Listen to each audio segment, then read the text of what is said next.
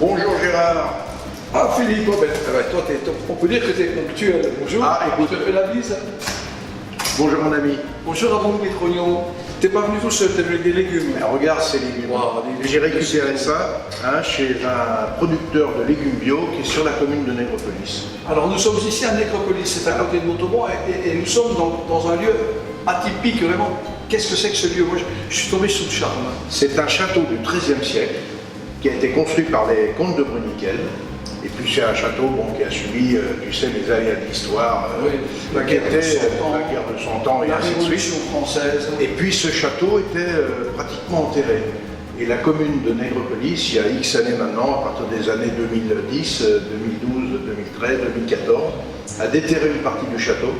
Et ils ont créé un centre d'art et design qui s'appelle La Cuisine. Avec cette esplanade absolument extraordinaire devant. Donc il y a des expositions, il y a des débats, il y a des conférences, il y a même des concerts. D'accord. Et ils ont cette cuisine high-tech absolument extraordinaire, où le maire du village, Maurice Coréchère, un homme charmant que nous saluons, monsieur le maire. Il sera là tout à l'heure. Il sera là tout à l'heure. Et alors, pour notre numéro d'été de gourmandise, tu vas nous réaliser des petits légumes farcis, alors avec ces produits-là, c'est extraordinaire. Bien sûr. Et j'ai une surprise pour toi, tu ne vas pas travailler toute seule cette fois-ci. Ah génial, j'adore travailler en binôme. En binôme, avec une dame absolument charmante, qui est originaire du Tarn-et-Garonne, mais qui a vécu fort longtemps à Nice. Nice, donc, capitale des légumes farcis, des fleurs de légumes, la Sovka. Anne-Marie Morgadès, elle tient un manoir, le manoir Saint-Jean, à côté de Moissac. Elle est à la fois la propriétaire et le chef, et c'est le seul établissement du Tarn-et-Garonne, tiens-toi bien, qui est 3 toits rouges au guide Michelin, s'il vous plaît. Waouh! Avec 9 suites et ainsi de suite, voilà. Quelle fierté! Alors, je te présente mon amie Anne-Marie Morgadès, qui est ici, qui attendait impatiemment de te rencontrer. Voilà, Gérard, Anne-Marie. Alors, mes amis, maintenant, je vous laisse vous occuper de ces petits légumes. Et n'oublions pas, la gastronomie, c'est tout simplement l'art d'utiliser la nourriture pour créer le bonheur. Et là, vous avez un créateur de bonheur. Je te laisse. Agitateur de goût. Allez, madame, pour réaliser des légumes farcis, il faut que toutes les matières d'œuvre soient de qualité. À savoir les légumes, tout d'abord. On est sur des légumes de printemps. On a des courgettes, on a des tomates, on a des poivrons, on a des aubergines. Et nous allons pouvoir utiliser ces légumes en cœur de saison. C'est-à-dire que ce ne sont pas des légumes qui viennent de l'extérieur de notre pays. Ils ont été bien entendu cultivés dans la région. Et c'est ça qui est important. Toi, qu'est-ce que tu recherches sur la qualité du légume en particulier? Le côté du goût, pour moi, c'est le plus important. Donc il faut qu'il soit, le légume, il faut qu'il soit frais, très très frais, et qu'il soit de saison. Et qui n'est pas fait des kilomètres. Voilà, absolument. Voire même des centaines de kilomètres. On l'a bien compris et qui a été malmené. Eh bien c'est pareil pour la viande. La viande que nous allons utiliser est une viande de qualité, donc on va utiliser tout d'abord ici de la rouelle de porc et également de la gorge de porc. C'est important d'avoir ce côté gras, mais c'est de la viande de très belle facture. Donc on est sur de la viande du porc noir et on va pouvoir réaliser donc la farce. Donc pendant qu'Anne-Marie, toi tu vas t'occuper des légumes, oui. Alors je précise, tous les produits sont des produits frais d'une fraîcheur exemplaire. Donc tu vas t'occuper des légumes et moi de la viande et je vais vous expliquer, elle va vous expliquer, nous allons vous expliquer ce que nous allons faire au fur et à mesure de l'élaboration, de la réalisation de cette recette. C'est parti mes enfants, prenez vos stylos, prenez vos papiers, prenez vos crayons et nous allons nous réaliser cette recette tout simplement de légumes farcis, pas cher, c'est bon. c'est de saison. La rouelle de porc, donc ici, c'est un morceau du chambon, ça va apporter du goût. C'est meilleur qu'un bouillon cube tout prêt. Alors, il suffit ici d'enlever l'os central de la cuisse, donc je vais l'enlever tranquillement. Pendant que, explique-nous un petit peu ce que tu fais, comment tu le fais, Anne-Marie. Moi, j'évite les petites courgettes rondes qui sont vraiment d'une fraîcheur extraordinaire. Et donc, on va se servir de tout ce qui est à l'intérieur de la courgette pour l'ajouter à la farce que tu vas faire avec la viande. On prend la courgette, on les vide avec une cuillère, en faisant bien garde de ne pas percer la peau, surtout. Une fois évidé, on a laissé quand même de la chair à l'intérieur. Alors l'important au niveau des poivrons, quand on les évite bien sûr, c'est de bien enlever la corde qui est à l'intérieur, qui est la corde blanche. Regardez bien la corde. Voilà, la corde qui est à l'intérieur, parce que ça donne un goût amer. Voilà. Et l'amertume, ça n'est pas bon. Ce qu'on recherche, c'est de la douceur, tout au contraire. C'est désagréable, les pépins ne peuvent jamais cuire, donc même si on le cuisait, on le laissait mijoter, ça va durcir, ça va apporter cette amertume et ce côté désagréable en bouche. Elles sont magnifiques ces tomates, Gérard, ça. Qu'est-ce que c'est comme variété? Très très belles. C'est des noirs d'antan. Donc c'est une vieille variété de noirs, elles sont charnues, elles sont bien en chair. Il faut faire attention de ne pas abîmer la peau, puisque tout à l'heure la farce va venir garnir la tomate. Donc là on retire cette chair, mais alors elles sont charnues, comme il y a très longtemps que je n'ai pas vu d'aussi belles tomates, bien présentées, magnifiques. On va les reconstituer avec la farce tout à l'heure et ça va permettre de maintenir ce joli petit monde dans une coque végétale, la rencontre de l'animal et du végétal. On va garder d'ailleurs également tous c'est pas des déchets, mais c'est de l'excédent que l'on ne va pas utiliser, mais qu'on ne va pas jeter.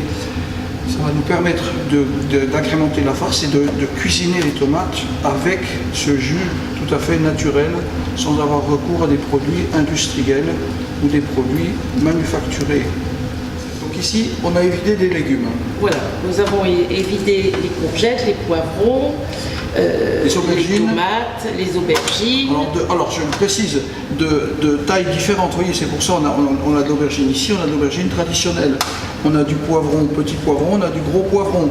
L'important, c'est de les réunir par famille et par taille afin que le temps de cuisson soit le même. Ensuite, on a des belles tomates.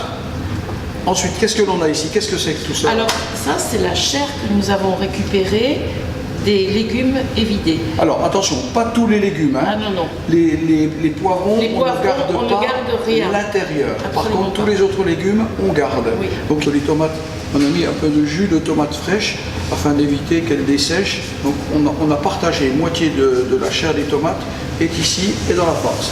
Ensuite, ici, du vrai pain de mie. Pas du pain de mie coupé en tranches que l'on achète au supermarché. Celui-ci n'est pas plus cher, rapport qualité-prix, que l'on va imbiber avec du lait cru, traditionnel, entier.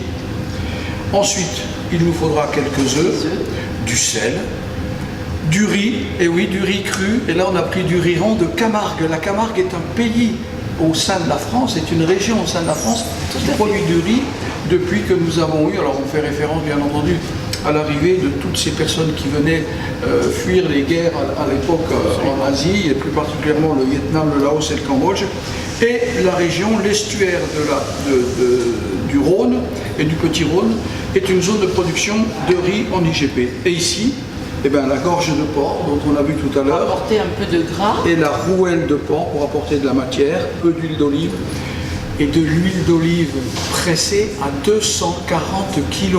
Non pas de l'huile d'olive pressée à 500 kg, où on va extraire tout sauf de l'huile.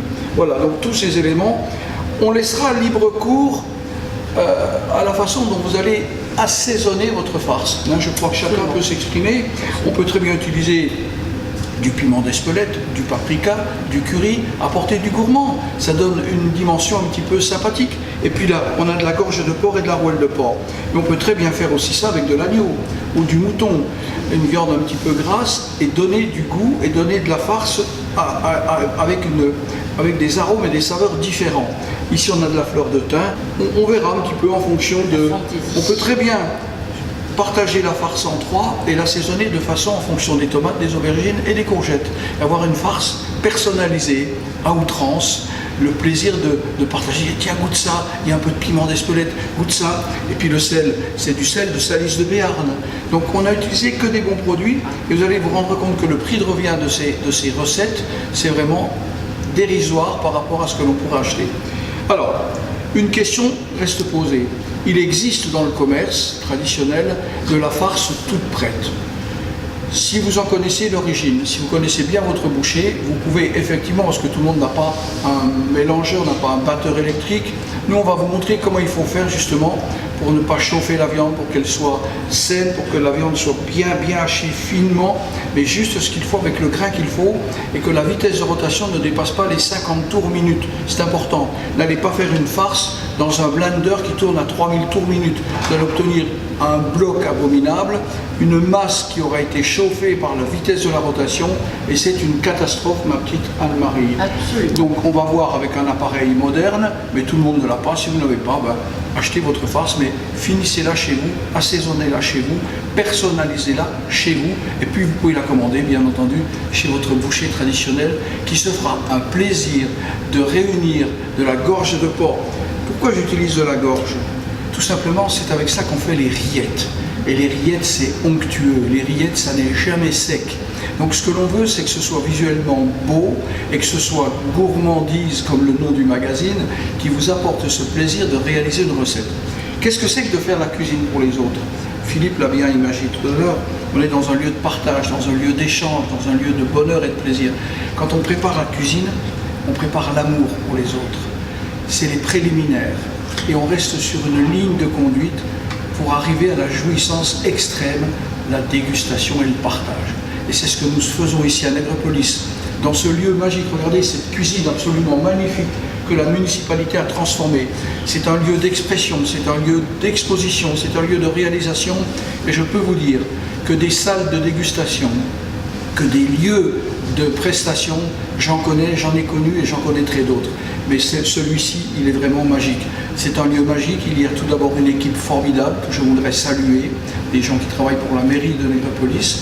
Bravo à eux. Le lieu est absolument dantesque. Tous les professionnels seraient jaloux en se disant mais pourquoi je n'ai pas une cuisine aussi maligne que celle-ci.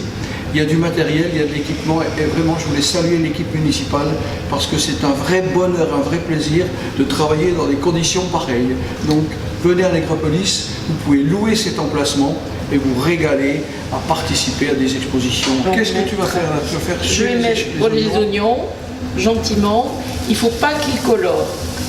Il faut qu'ils deviennent translucides sans colorer. Donc on va extraire l'eau de végétation. En cuisine, quand on dit faire suer un légume, c'est extraire l'eau de végétation. Vous voyez, tout doucement, ça cuit. Regardez ici. Et ça commence à picorer tranquillement. Pour remuer, on va extraire l'eau de végétation. Que ce soit n'importe quelle famille de légumes, que ce soit des légumes racines, des légumes fruits, des légumes fleurs. Voilà, on va tout doucement faire colorer. Alors, un tout petit peu de bruit maintenant. Vous voyez, je disais tout à l'heure, il faut un appareil qui tourne à 50 tours minute.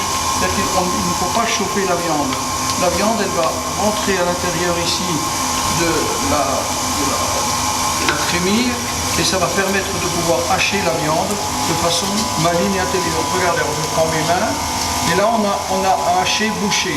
Voilà, c'est ce que je vous demande d'avoir chez vous à la maison, le haché bouché, sans aucune publicité, aucune.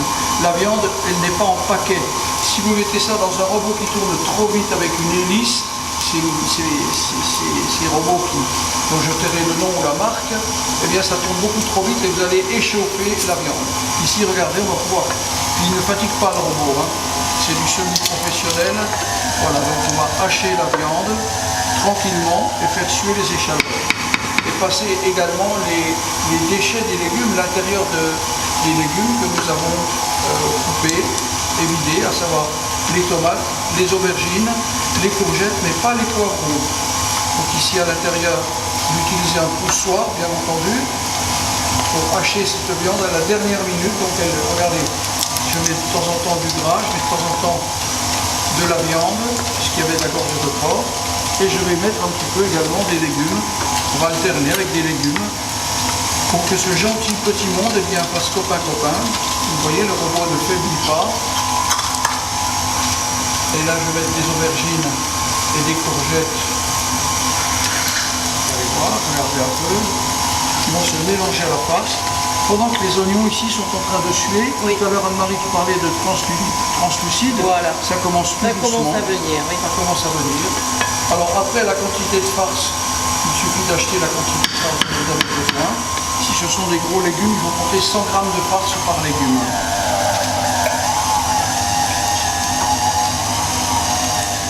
Là, on est en train de passer le pain de mie traditionnel. Macéré dans un petit peu de lait cru, entier.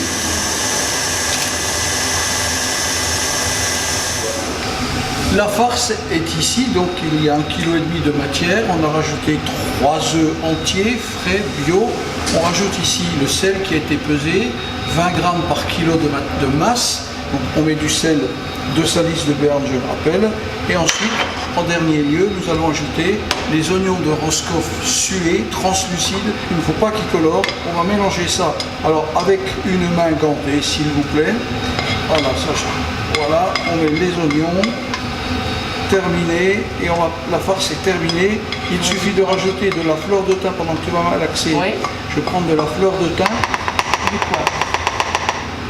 Et comme je le disais tout à l'heure, on peut utiliser des épices à votre guise en fonction de la saison, en fonction de votre humeur, en fonction de vos origines, de créer des vraies fusions. C'est ça aussi avec Gourmandise, et c'est ça aussi avec la cuisine de Négropolis, du château de Négropolis, c'est de créer des envies, de partage, d'échanger des idées. Eh bien, venez ici dans cette cuisine de Négropolis, vous allez être accueillis à bras ouverts pour nous apporter des éléments de réflexion. Donc ici, je l'ai dit, des œufs, du sel, de l'échalote, pas de thym, tout simplement. On va rester classique. Nous sommes dans le sud-ouest de la France, le grand sud-ouest, une belle région. Et puis si vous venez dans cette zone géographique, arrêtez-vous, il y a tellement de belles choses à voir, une histoire magnifique. L'histoire de ce château commence en 1074. Rendez-vous compte, 1074. Et après, 3 siècles après, on construit le château, la fortification, pour protéger les 3000 habitants de ce lieu magique qui a souffert pendant la guerre de 100 ans, qui s'est arrêté en 1453.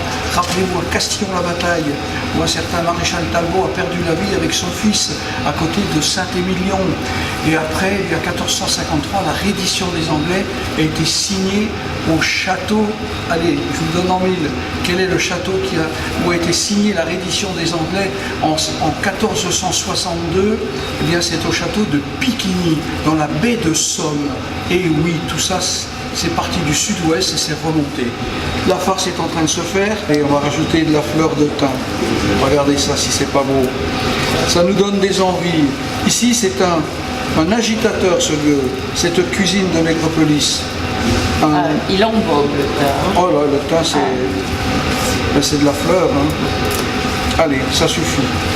Et maintenant, avec cette farce qui a été assaisonnée, il suffit tout simplement de la travailler tout de suite. Une farce est fragile.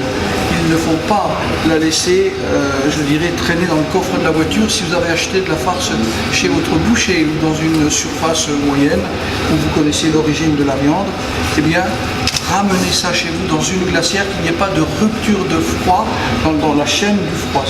On met du poivre. On va mettre un peu de poivre. On va mettre un truc sympa. De la baie de poivre Batak d'Indonésie, et on va rajouter quelque chose que tu connais certainement, de la baie de cannelier de Madagascar. Oui. J'ai trouvé ça dans un salon pas très loin d'ici et je peux t'assurer que c'est génial. Alors, un petit peu de baie de cannelier. On en met juste voilà, une dizaine à l'intérieur, ça va parfumer, ça va s'humidifier. Et ici, Batak d'Indonésie. Alors, oui, c'est extraordinaire. Quel parfum. Alors ça, c'est un petit peu... Le poids n'a pas grande importance, chacun est libre de faire comme il veut. L'important, c'est que tous ces ingrédients se mélangent, qu'il y ait un mariage. C'est une rencontre de la cuisine. C'est une rencontre entre des produits de la terre, des produits de la mer, des produits de l'air, des produits des fruits, des légumes. Allez, là c'est prêt. C'est prêt. Et il n'y a plus qu'à faire le garnissage de nos légumes et à les mettre au four tout simplement. Et ensuite se régaler. Et on va sentir dans quelques instants, au bout d'un quart d'heure, 20 minutes, vous allez avoir dans cet environnement magique, regardez, la luminosité de cette pièce, la clarté de cette pièce, ça donne envie de créer, ça donne envie d'inventer, de créer des recettes qui porteront l'estampille Nègrepelisse. Eh bien oui, pourquoi pas. Et à ce moment-là, eh bien on va déterminer des recettes. Allez, chiche, on lance le défi. À monsieur le maire, à l'équipe municipale qui est une équipe dynamique. Eh bien, on va lui dire quoi, monsieur le maire? Monsieur le maire et toute votre équipe, hommes et femmes, tous ceux qui travaillent pour vous, on va vous faire un jour une entrée, un plat de résistance, un dessert. Et on baptisera ça de nom de ce village Nègrepelisse. Et pourquoi pas des recettes magiques, exceptionnelles, qu'avec des produits du terroir, avec le label Nègrepelisse. Allez, on y va. Petite coupelle avec du riz rond qu'il n'y a pas d'Italie. Et non, c'est du riz français de Camargue. Et on va mettre au fond de chaque légume du riz cru. Pourquoi, Anne-Marie? Parce qu'avec la farce et l'humidité du légume, le riz va cuire et ça va empêcher d'être trop juteux, il va cuire avec le jus du légume. Exactement, c'est-à-dire qu'il va y avoir un phénomène aller-retour. On s'explique. Le riz ici que l'on met, vous voyez, cru ici, là, dans le fond de la tomate, là, ici. Ce riz, en chauffant, il va absorber l'eau de végétation de la tomate pour qu'il n'y en ait pas trop à la cuisson. En absorbant l'eau, il va la donner et la restituer tout au long de la cuisson. Et ça, c'est hachement malin, comme aurait dit un ami Coluche des années 80. Salut Coluche, tu seras avec nous, tu nous manques, tiens, aujourd'hui, dans le sud-est de la France. Tu es un épicurien, toi aussi. Voilà, allez, regardez ces tomates, elles sont pas belles. Magnifiques, gorgées de soleil, gorgées de sucre, gorgées de saveur, une texture inoubliable. Et maintenant, on farcit. Alors, il suffit de prendre de la farce. Vous prenez la tomate dans le creux de la main, comme ceci. On garnit d'une généreuse couche de farce. Voilà, c'est généreux, hein. Il faut bien 100 grammes de farce. Parce que ensuite, qu'est-ce qu'on va faire? On va remettre quoi dessus? Le chapeau. On va remettre le chapeau. Et le chapeau va protéger, va faire un... Voilà. Et dans un vieux plat en terre, celui-ci date du 19e siècle, il a traversé des générations. Il vient de Franche-Comté. Il est buriné, il est vieux. Mais il va conserver la chaleur, la restituer de façon harmonieuse et régulière. Et on va pouvoir conserver, et puis il n'y a pas de honte à mettre ce plat au centre de la table et de plonger tous avec une fourchette en disant moi le premier, je veux être le premier à goûter. Allez, continue. Pourquoi tu parles tout le temps, toi? Oh là là. Allez, je farcis avec Anne-Marie. Voilà, une belle couche de farce avec de la gorge de porc et bien entendu de la rouelle de porc. Et il n'y a plus qu'à mettre au four, sans rien d'autre, pas de surveillance, rien du tout. C'est généreux, c'est convivial, ça donne envie. Et puis je vais vous dire un truc, il en reste, eh bien c'est pas un problème. Ça se mange tiède, ça se réchauffe, c'est encore meilleur. Comme une estouffade de bœuf bourguignonne qui a passé une nuit dans une casserole, dans un endroit frais sur le bord de la fenêtre avec le couvercle, à l'abri des moineaux et des hirondelles. Eh bien oui, réchauffer c'est encore meilleur. Et je vais même vous dire, froid les petits farcis, façon tapas, vous coupez des petites tranches avec un apéritif, avec du croquer des grains de raisin de chasselas de Moissac à la période. Oh mon Dieu, ça me donne des idées tout ça. Pardon. En opposition aux tomates, on ne couvre pas les aubergines. Pourquoi? Je sais pas.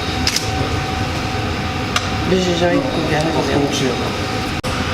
On est en train de garnir généreusement, parce qu'il y a de la farce pour tout le monde. Regardez ces petits légumes, bien entendu, on va les ranger correctement, pour qu'ils puissent être côte à côte, hein, vous le voyez, les uns contre les autres, serrés, les uns contre les autres. Et bien entendu, cette vidéo sera disponible sur le site du magazine Gourmandise, qui est à l'origine de toutes ces belles idées, de toutes ces belles recettes, de toutes ces rencontres avec des hommes et des femmes de la terre. il y a la production, de la terre à la table, à l'assiette. C'est ça un petit peu l'idée de Gourmandise, c'est de vous mettre en relation et de revenir aux fondamentaux. Il faut remonter à la source, il ne faut pas se laisser glisser vers l'estuaire. Et le magazine Gourmandise vous apporte cette possibilité de vous ressourcer, de vous redonner envie de faire les choses vous-même. Enfourner ce joli petit monde dans un four, température. Alors, température, c'est important, 180 degrés pendant minimum 1 heure de temps. Voilà, c'est tout. Je vais vous laisser faire le temps sans rien faire. À mi-cuisson, on peut prendre une cuillère, récupérer le jus qui est dans le fond des plats de cuisson et arroser copieusement avec ce jus de cuisson pour qu'il reparte par le haut, redescendre tout doucement vers le bas, qu'il y ait un mélange de ces saveurs et de ces arômes de cuisson avec la viande et les légumes. N'utilisez pas du papier aluminium si le four est un peu trop chaud, baissez la température, et pour que ça ne dessèche pas, du papier sulfurisé, du papier de cuisine ou de pâtisserie, mais pas de papier aluminium. Allez, bon voyage mes amours. À mi-cuisson, Gérard arrose méticuleusement les farcis avec le bon jus qu'ils ont rendu.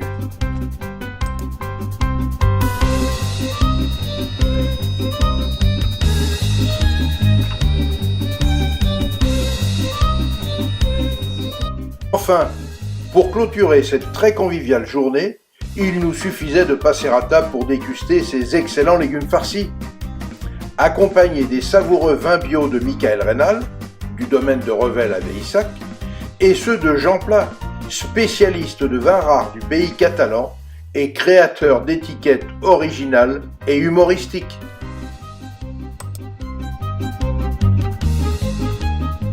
Sans oublier, bien sûr, d'apprécier les délicieuses et multiples charcuteries de Mathieu Berthaco à Saint-Étienne-de-Tulmont, les onctueux fromages de chèvre bio de Claudia Horn à Mirabel, le tout servi en compagnie d'une exquise et volumineuse miche de pain de la boulangerie Paga de Nègrepelisse.